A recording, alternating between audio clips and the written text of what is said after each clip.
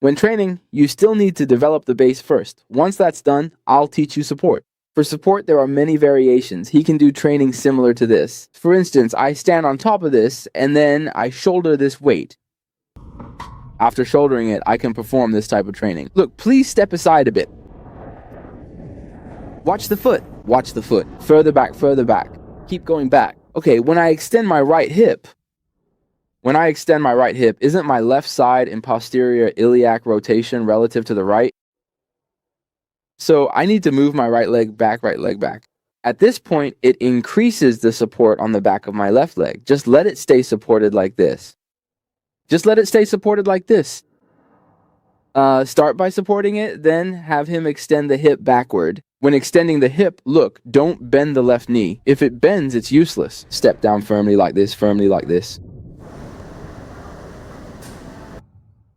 Just let him do it like this. At this time, from the left heel all the way to the left ischium, make sure he can apply force along this line. When he's standing, he'll be able to control his pelvis.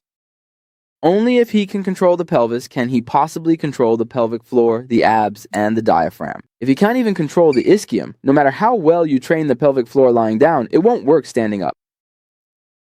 So once he stops breathing on the left side, his overall oxygen, internal organs will easily lack oxygen and blood flow. All his functions will be affected. So this intensity is quite high.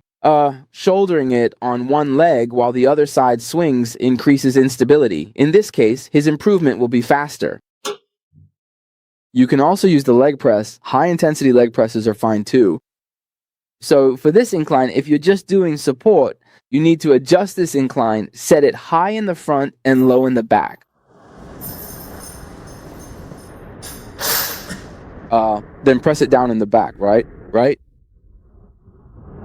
Yes, high in the front and low in the back. If you want to squat, you can adjust it like this. This is to let him step down firmly in the back. But if you want to stretch the calcaneus, when squatting, if you want to stretch the base out, you can also set it high in front and low in back, but it's 1 second up and 5 seconds down. Can you hear the difference? Yes. It depends on your goal for doing these movements. If he has a shortened calcaneus and you want to stretch it out during dynamic exercise, the higher you set the front, the greater his dorsiflexion angle, right? Do you understand what I'm saying? Yes. The steeper the uphill, the greater his ankle dorsiflexion angle when he squats, right? So, at this point, it's 1 second up and 5 seconds down. The main goal is dynamic stretching and to normalize the gliding of the Achilles tendon and the fascia above it. So the objective here is to improve calcaneal shortening. But if you want the heel to exert more force during the push-off, then you should adjust it to a downhill slope. This inhibits the forefoot. So when you're lifting the weight, there's more force coming from the heel during the initial phase. So there's no right or wrong with these two movements. It just depends on what your goal is.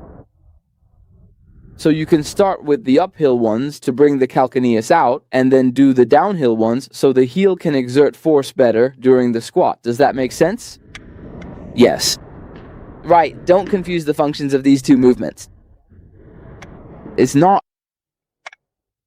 During the uphill phase, that the heel exerts force better. If you always squat like this during hack squats, you're just increasing pressure on the forefoot and the ball of the foot. Because in the dynamic process, the top is higher and elongated. So in this case, my forefoot will exert force first. So you'll end up training it to be more forward-leaning, and the heel won't be able to stay planted. However, there's a great benefit here. When you lower it slowly, it can lengthen the Achilles tendon, strengthen the stretch in the back, and help the calcaneus shift out. So, for these three situations, support, uphill, and downhill, you really need to make sure you choose the most appropriate method at exactly the right time and for the right person. Some people need to do downhill while others need to do uphill. Right? But generally, if you encounter someone with calcaneal virus and shortening, the sequence is start with uphill squats, then do uphill static support, followed by downhill squats. Can you tell the difference? Yes. Let me repeat. First, set it to uphill. Squatting down like this pulls the calcaneus out, right? Once it's out, have them bear the weight and do the hip extension training I just showed to strengthen their support so they can stand firmly. After finishing that, adjust the slope to downhill. This allows the calcaneus to exert force more effectively during the weight-bearing process. This way, after using heavy weights, when they're back on the ground, they'll handle it with ease and their stability will be excellent. Now, if you only do body weight exercises, your calcaneus will shift out today and back in tomorrow. You'll just keep struggling and eventually it'll become unstable because you've never applied enough intensity. So, for those who resist adding weight, like those who always use towel curls, springs, or resistance bands, if you want a stable calcaneus, you either reduce the damage in your daily life. For example, don't run. Don't drag your luggage to catch a flight. Don't run. As long as the strain exceeds your training intensity, you simply won't be able to stay stable. Unless you increase the intensity during training to handle the strain of daily life, because we can never predict what accident might happen in the next second. For instance, you don't know which step on the street might lead to a slip. A sudden impact like that, if you haven't trained at that intensity, you just won't be able to take it. So, we increase intensity for two reasons. First, to help us better resist strain during unexpected events or situations. Second, for our daily lives and routines. For example, if I'm a young woman in her 20s who regularly practices yoga or Pilates, building up intensity helps me handle both surprises and everyday activities more effectively. But after I get married and have kids, I'll have to carry them. If you have two, carrying one and holding the other's hand, your body won't handle that strain because you've never trained with intensity. So flexibility means being both supple and resilience requires strength. You need resilience. We can't just pursue suppleness. So I suggest that after this class, you start getting into strength training. Don't worry about accidentally looking like me and being unattractive. It's actually quite hard.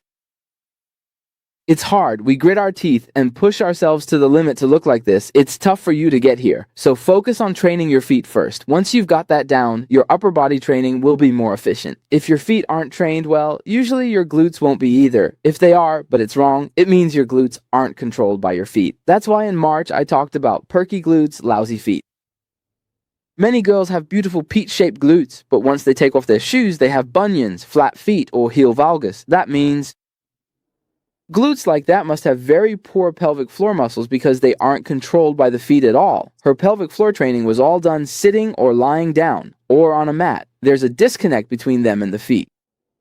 So, that lacks good functionality. That's the difference. Now, for high intensity, we have hack squats and also leg presses. And if you don't have those, but you have cables, set the weight heavier. Then hold the T-bar, lift the toes of the foot you're training, keep the other foot off the ground, and just resist the weight. Just stay still.